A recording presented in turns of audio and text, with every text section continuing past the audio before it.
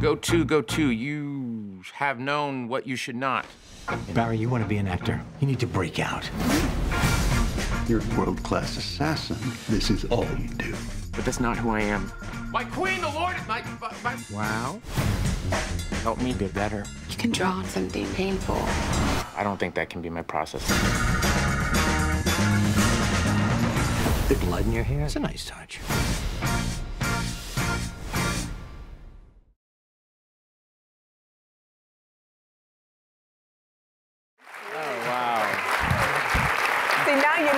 So happy to be here hosting tonight. Thank you all for coming. We really appreciate it. And hi to everyone watching our live stream online. Toward the end, I'll do the questions in the beginning, and we'll take a few questions from our online readers a little bit later. But first, I have a question for all of you guys. Who cried? Wow. Oh, wow. We'll take that. We had someone backstage crying who I think had only been watching about 5 minutes of it. She had seen most of it, and then her kid got very tired at the premiere, so she wasn't able to watch the last 5 minutes. But she is a die-hard Mary Poppins fan. Are you seeing the tears? You've been touring around doing some early screenings now. Are you seeing the tears everywhere you go? Yeah. We have. It's been quite beautiful, actually. It's an emotional experience for a lot of people because the original movie, the first movie, means so much to everyone, including us, including me, and everyone who worked on it. So I think there's something about having that spirit transitioned into this film that I think it's an emotional experience for people. I mean, the story's emotional as well. Yeah. But I remember, I've got a kid, so I have the double waves of emotion. I remember watching it myself when I was a child, then I remember watching it with my child. So it hit me emotionally too. What does it feel like to be sort of relatively new parents and knowing that your kids are going to be obsessed with this movie? Yeah, you watch Mary Poppins differently when you're a parent. Because as a kid, you're just like, penguins! And as an adult, you go, childhood goes so fast and time is fleeting! And that's the prism through which I watch Mary Poppins now. And I think to Rob's enormous credit, I feel like a kid when I watch this movie. I'm so on board for every adventure with Mary Poppins. And I don't sweat how'd they get in the bowl? I don't know. I'm here. I'm in for the ride. And it's that ability to take a leap into the imagination that Rob manages sort of so effortlessly. And it's a beautiful thing. Yeah. You say effortlessly, but I know a lot of effort went into getting this right. Yeah. Let's talk about the effort, because I know this film was in development for a while, and I want to hear that Emily, you were involved in the process earlier than you might be in a whole lot of other films that you work on. I mean, earlier than I have been on any other film that I've been a part of. I mean, Rob called me about this as they were just starting to break story, really, and there was an outline that you had for the film, but I don't think you'd even started writing the script at that point. No. So it was like August 2015 when he called me, and we didn't even start shooting till 2017, March, February. Yes, you're right. Yeah, exactly. So how did that work? How much of the development was sort of tailored to Emily? All of it. Yeah. Because there was only one person on the planet that could play this part, for me. It's true. I mean, it's just true. I mean, it's an impossible task for all of us, but to fill those shoes, it's an impossible task. And the great thing about Emily is that she's so original. She does her own thing, and she approached it in such an original way. And the demands are huge. You need to be this incredibly proper, stern woman, but underneath, there has to be a beating heart. There has to be warmth and humor, which is extraordinary from her. And she has to be able to sing and dance, and she's British. I mean, it's sort of like the whole thing. But mostly, it's a very sophisticated performance because you see those layers peeled back one by one. Those private moments are so beautiful in the film. When you see her alone, or just a glimpse, of the humanity underneath, and it's impossible to make work and make your own, but there it is. Yeah. And Lynn, you get involved right after the mania of Hamilton. You dive into this project. How did it feel to be working for somebody else for the first time in a while? You're always working for somebody else. No, honestly, what I love about theater is, excuse me, it's a collaboration. You're making something bigger than yourself. If you want to write alone, write a book. And so I said yes as soon as I knew Rob was involved, because Rob comes from the theater. He knows how to build a company of actors. And it was so exciting. I mean, who's made better movie musicals than Rob Marshall? And, you know, I started writing in the Heights when I was 19 years old, because I knew I didn't have the ballet chops to play Bernardo in West Side Story. And if you're a Puerto Rican dude, that's what exists in the canon. There's not a lot that exists out there. So I have made a career of making my own opportunities so that a project like this could come along, so that someone would see me and say, you could play this part. But it was so clear to me that Lin was destined for film, because he's so authentic. It's who he is, and you can't hide on film. And who he is, that beautiful spirit that he has, that glint in his eye, that he has literally from the first frame of the film. It's so joyous and so true and so real that it just comes across in such a beautiful, clear way. And who is going to be able to play with Mary Poppins in that way? You know, who's going to be the cohort that can, you know, the chemistry that the two of you have is extraordinary. And you were the only one. No, it's true. Someone just said to us the other day, this journalist goes, can we just talk about the sensuality between you? And I was like, so Lin and I have now been laughing the whole time about our white-hot sensuality. I was like, you know he ends up with Jane, right? Like, she's orchestrating it that, I don't know. I don't know, I guess people see what they want to see. Yeah, I guess they do. It's just funny to me, that's all. That's I was like, So what about the white hot sensuality? well, let me tell you how we built it. But I mean, the two of them, I mean, he owns the character of Jack, an original character. I mean, the thing about this, you know, as much as we were paying great homage to that perfect first film, it really is about creating an original new musical, which I'd never done before. That's the first thing for you, right? Yeah, I mean, you know, I'd done musicals that came from the stage, but not an original musical, which I'd always wanted to do, which of course is so much harder. Yeah. But at the same time, even though it's harder because you're building from scratch, it took 3 years, you get to tailor-make something for the screen. Something you don't have to transition from a proscenium into something on film. It's for film. Like the great musicals. Yeah. Like, you know, American in Paris, or Singing in the Rain, or The Bandwagon, all the films that we love, you know, they're created for film, you know. But I have to say, you know, there really isn't anybody else who could have done this other than you. I mean, Rob Marshall's fingerprints are in every single aspect, every single frame of this film, the most meticulous, exquisite approach to everything, from the songs to the framing of each shot to the costumes to the animation. I mean, he's probably the most humble person I've ever met, but he will not accept responsibility, but he is the great conductor of this entire thing, and we were just in such safe hands with him. Like, it's all you. It is completely his birthright to direct this movie and create this film, you know. Lin, I wonder, as someone who loves movie musicals, as someone who's about to direct your own first movie musical, Jonathan Larson's Tick, Tick, Boom, what did you learn on set? I learned everything. I learned so much. And what was the most thrilling thing to me, because I remember seeing Chicago midnight at the Ziegfeld, R.I.P. Ziegfeld opening night, and being like, how did he do that? Seriously, how did he do that? And I'm sort of thrilled to report, having now lived on a Rob Marshall film set, he brings the best of what we do in the theater to film.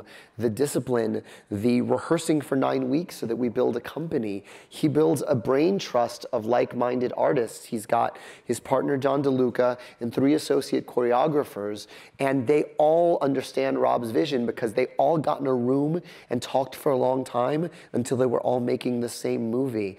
And on set, he makes you feel like you can do anything.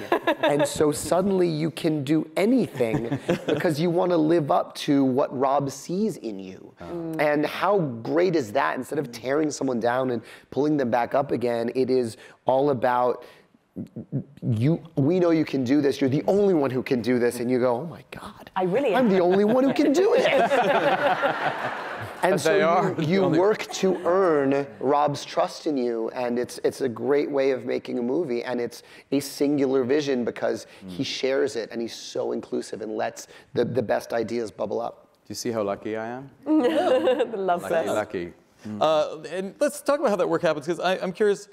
This is not a remake, and I was glad that it wasn't Lord, no. almost more of an homage, right? That's the word that freaked us out anytime we heard people, and people still don't quite understand that there were 8 books and there's a series of stories and characters, etc. I mean, we created an original story because the books are very episodic, but there's so much material.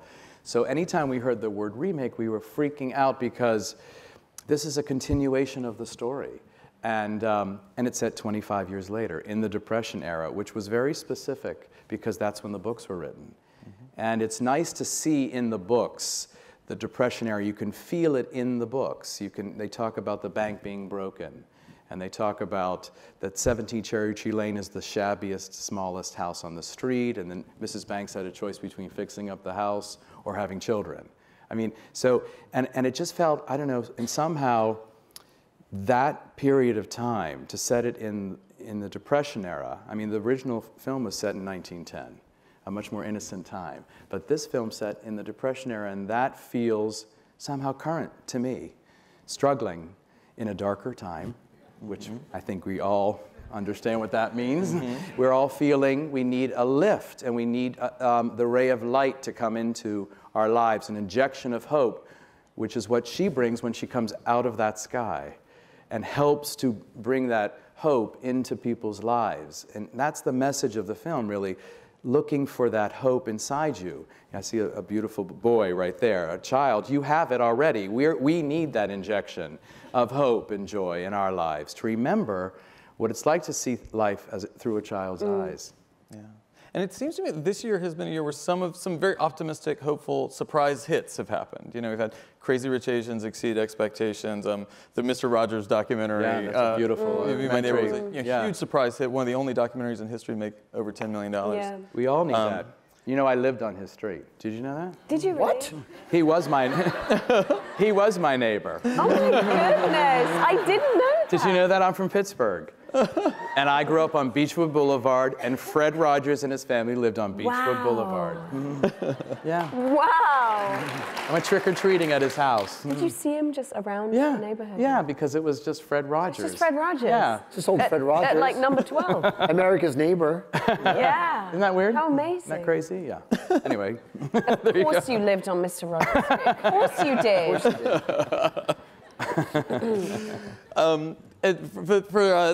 So I'm curious about this idea of not quoting but creating something new, but still sort of paying tribute, right? So in terms of your performances, there's obviously the danger. You've got these 2 incredible, Dick Van Dyke and Julie Andrews in the original. Whether you're not playing the Dick Van Dyke role, but you're playing a sort of role that's very similar to Jack. Were you either of you worried about quoting those kinds of performances, those kind of dance moves, those kind of affect too much? Sure. I mean, I think that because we all loved the original, we wanted to honor it, but yet carve out new territory for ourselves. Because, for myself, I was like, well, why would I ever just want to? No one wants to see me do a sort of cheap impersonation of Julie Andrews because no one can be Julie Andrews. Yeah. There's nobody who can be like her. And so I dove into the books, which are an incredible source of like springboard material where the character just sort of leapt off the page at me. She is different in the books. She's really batty and rude and vain, and very, very funny and completely unknowable.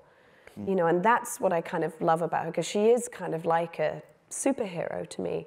But yet with most superheroes, you sort of know their rather dark backstories, and because she's practically perfect, she doesn't have one. So she's like, sort of, she's so enigmatic, and that idea of somebody who comes into the space like a tornado and just sort of makes everything right again and heals everybody through this magic and fantasia, but also something eminently sensible and grounded. You know, that just was so exciting, that duality of the character that was so present in the books, that Rob and I would talk about it for the year and a half leading up to shooting. You know, who is she? You know, and where do we see the eccentricity? Where do we see the fact that she's like an adrenaline junkie going into these fantasias, you know?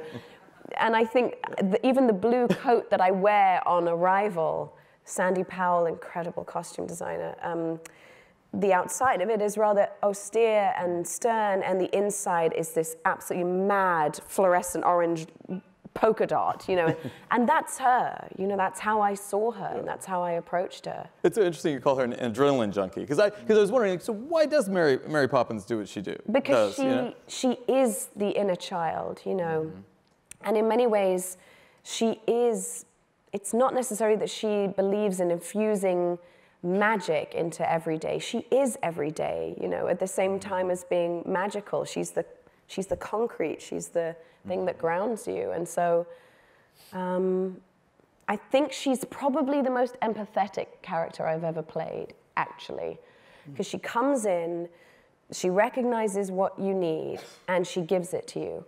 And she expects nothing in return and takes no credit for it. So there's absolutely nothing manipulative about her generosity. It's completely about you. And then, so she connects deeply, but yet sort of holds at arm's length, because it's inevitable she's going to have to leave. Right. And I remember as a kid just being traumatized by the fact that she goes at the end, you know. Yeah. It's horrible. We all were. And and we all were. And my terrible. My 4-year-old, I just showed her my version of Mary Poppins, and she's a die-hard Julie Andrews fan, so I was like, well, she's probably going to hate my version of it. She actually watched the original like a little traitor last night. You know? But she was really nervous as we were driving to see Mary Poppins Returns, because she goes, are you going to leave? And I said, we'll just see. I don't want you to anticipate. Don't worry. Let's just watch it. And so when I do look in the balloon and I say, it's time, she went, no, no. Just traumatized by it, you know. But I do know the story has a happy ending. That you were mentioning backstage, she's already asking you to do Mary Poppins. Well, it was the first time today I had a break from doing press, and I went home and, you know, got in my pajamas and played with them for a while. And it was the first time Hazel said to me, she goes, you be Mary Poppins. And I go, Spitspot, and off we go. And she was like, she was like, and I have my own Mary Poppins. My nanny from the other room, Tina, who's Irish, was like, that's incredible. She was like, that is so cool, you know. It's so I feel like you have to bizarre. be careful not do that on the playground, because then everyone's just going to gather around you. And that's what I'm worried about, yeah. And Hazel's going to be like, do it, do it. Yeah. Oh my gosh. Maybe another way to talk about these roles, I'd love to talk about a specific scene. And I know that the first scene you did was one of the most difficult, involves all the animation. I know one of the things I loved from the original was all that hand-drawn animation that you work with. It took some more time. So you moved that scene to the front of the shoot. Yes. You want to tell us a little bit about putting it together? Well, we had to shoot that first because the animators, I made this decision that we needed to do the 2D hand-drawn classic animation that we know and love. And it's an art form. It's a beautiful art form. But I knew it was going to be twice as expensive, and I knew it was going to be twice as long to do, but I really felt we needed to do that. And we actually had to bring animators out of retirement to do it. So, there were some 80-year-old animators. Yes, I mean, it was crazy. Incredible. I mean, because they know how to do that. You know, it's that thing where you flip, flip, flip, draw, draw, flip, flip, draw. You know, I mean, and every frame has hand-drawn animation. And it's a 15-minute sequence. So we felt, I mean, we needed to do it up front because I needed to edit it and get it to them while we were shooting so they could actually begin the process of drawing frame by frame. So it was incredibly exciting, but incredibly challenging for us to do this because we started with the big musical number with the two of them, which was, And they were fantastic. I mean, I think it helped because we were just coming out of rehearsal, so it was in your bodies. Totally. So, I mean, to have stopped, I mean, it was probably one of the most challenging dance sections of the whole piece for you. I mean, there was a lot of movement for you guys. Yeah. But that was a big one, and you were doing it together. And, you know, you have to shoot it 3 times. So you shoot it once with Emily and Lynn and the reference dancers as the penguins. So we had real dancers. We had real... So green lycra holding a... So they're running around as the penguins, choreographed. And then I would ask Emily and Lynn to step out, and we would just shoot the animation dancers who were doing every little step that the penguins were doing, sometimes on their knees, sometimes, you know, whatever. And so that the animators would know what to draw. And then finally, they would come out and we would shoot the moment, the big moment, which is you guys, doing your work. And they had to pretend there were penguins going under their legs and that they were touching their noses and all that stuff and all around them and creating this space because it was just a big green space. And all the animators are standing with us, trying to understand, you know, how this is going to work, live action animation. It hasn't been done in a long time. And at this level, because our camera work isn't just stationary, sort of moving like this. It's moving 3D through the material. So it was a whole new way of working with hand-drawn animation. And so, I mean, they were incredible because all of a sudden they were there, you know, doing this gorgeous work right from the very beginning. Sounds so easy when you explain it like that. Right. This is his greatest gift. This is why Rob makes you feel like you can do anything. Even my entrance, which I was terrified to do 60 feet in the air. But the way he pitches me is like, and it's going to be incredible, because you're going to be 60 feet in the air, you're going to look incredible. You know? And it's going to be one shot, and you're going to come all the way down, walk into your close-up, and here she is. And you're kind of like, I'll do it. For sure, you know. Well, I will say that was very brave, because you were really high up. I mean, Lynn was down there, Emily was all the way up on wires. Lynn was like that big. That's how I was like. That's how I live and breathe. And it was exciting to do, but it was scary to watch. But I think... He says 2 years later. Yeah. Well, because, I mean, you can't really go there, you know what I mean? Because there's, anyway. But I'll tell you what we did do, and I think it did help. What? Was blast the entrance music. Was incredible. To have the music we had happening, music so you feel like you're all there. Oh, it was. What did the grip say? He was so sweet. He came up to me after I'd done it about 4 times and then lost my nerve and said to Rob, please say you have it. I don't want to do it again. But with the music playing, it was very dramatic and really kind of exciting. And this guy who was on the camera team came up and he goes, oh, I got really emotional watching that. Really emotional watching you. It was so sweet to feel. Like, I think everybody felt. Everybody knows the like, film. Everybody has a story that's connected to it. I know everybody here does. I know it. Whether you saw the original, I mean, I saw it when I was 4, my first film. It's lived in me so deeply for so long. All of us. I mean, Lynn had the VHS. Yeah. You know, right? Yeah. I've been dancing with penguins since 1986. Just on one side of the TV. Yeah.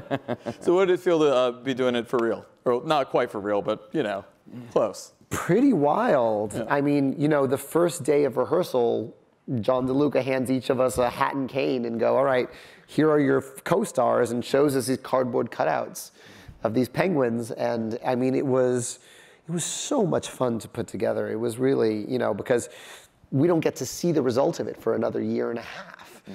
But it was a total joy, and I was very grateful that I majored in theater, because you get weird notes like, I think the penguin's a little heavier on the cane when you're bringing him from here to here, and just all these, you know, incredible conversations, and it was a joy. That's great. We'll take a few questions from our online readers. Thanks to you out there. Rachel says, in theater there are understudies. Who would you choose as yours, Lynn and Emily? Ooh. No, I'd cancel the film. Well, she's kind of my favorite, but I'd feel sort of bad if she was mine. I love Emma Stone so deeply. I feel like Emma Stone would crush it. Yeah.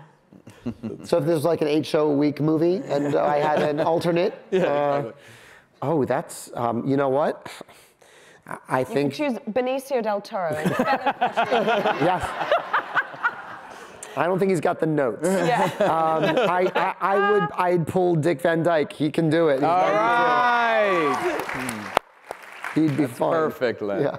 And I know you've talked about him a lot, but just watching that scene again tonight is amazing. Forget it. We applaud twice, don't we? He walks in and we applaud because he exists. Yeah. And then he starts singing, and then it's a whole other thing. Oh my You know what he gosh. said But to who me else at gets the LA existence premiere? applause? What did he say? He said to me at the LA premiere, he goes, everyone's looking at me like, can't believe I'm still alive. He's so smart and quick and He's fast so and fabulous. amazing and self-deprecating. No, He's forget so it. gorgeous. He grabbed my hand as we walked on the set for the first time. He literally said to me, I feel the same spirit here on this set that I did on the first film. Yeah.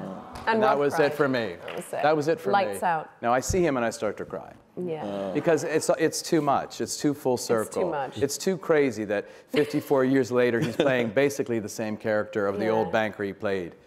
Do you know what that was like for us, you know? I mean, it was incredible when he jumps up on that desk to dance, and Lynn and Emily are standing there, and Lynn's holding his hand out for him, and he doesn't use it.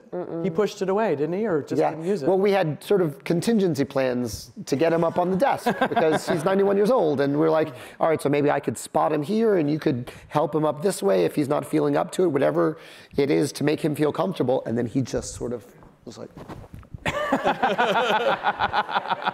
It was amazing. I loved it. I loved it. I did tell them both. I said, if he falls off, though, you're both dead. Yeah. He would be.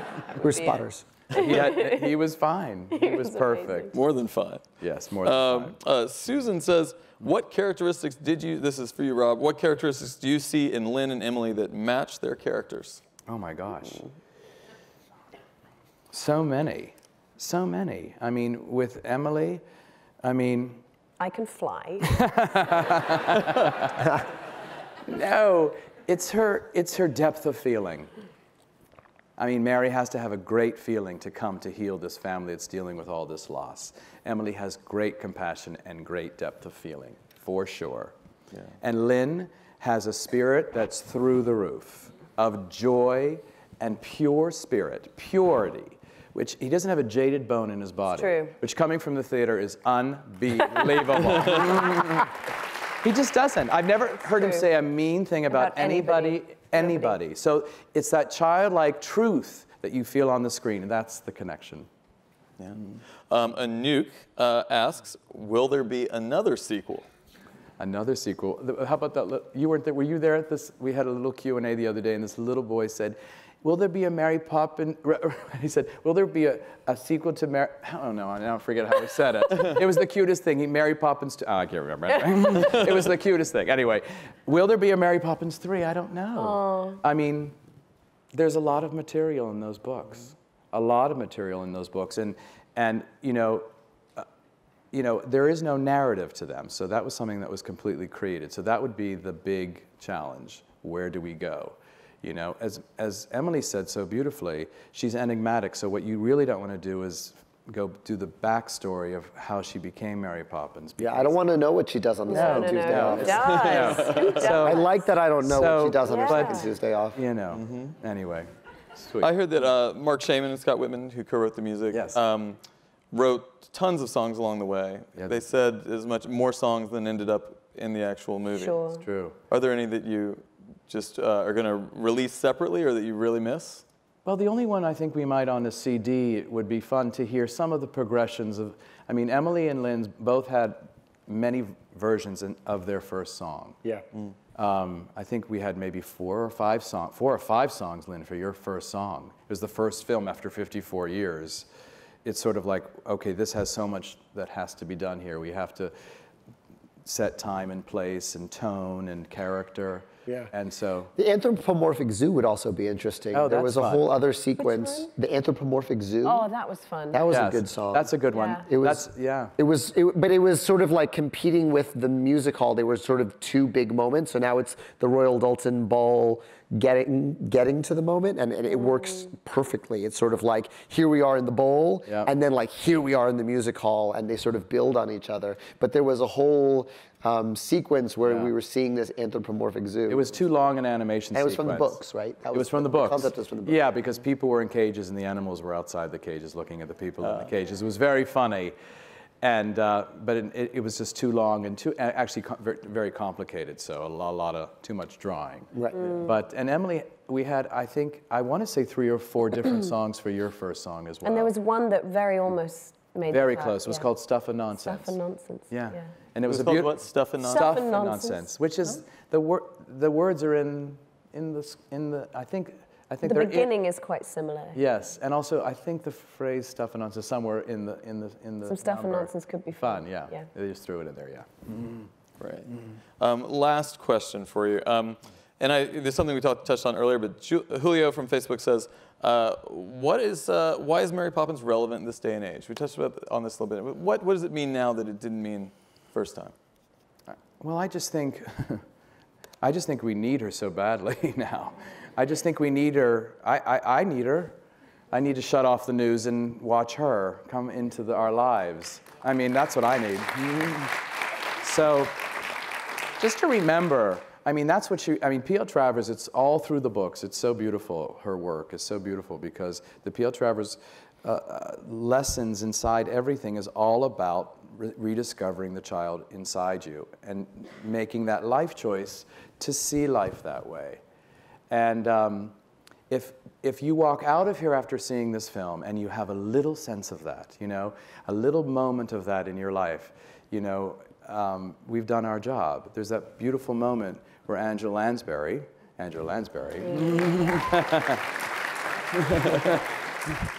character, the balloon lady, says to Mary Poppins, she's looking up at the whole neighborhood up in the sky on balloons and says, of course the adults will all forget by tomorrow. And then Mary Poppins says, they always do. And it's sort of like, and then Lynn's character, Jack, says the last line in the film, I won't forget Mary Poppins, promise. And that's the thing. Don't, you know, like, hold on to that if you can. Just hold on to that injection of hope and joy in your life for a moment, you know, at least until tomorrow. And that's a great note to end this on. Thank you so much. Thank you very much. Thank you, Logan. Thank you for coming.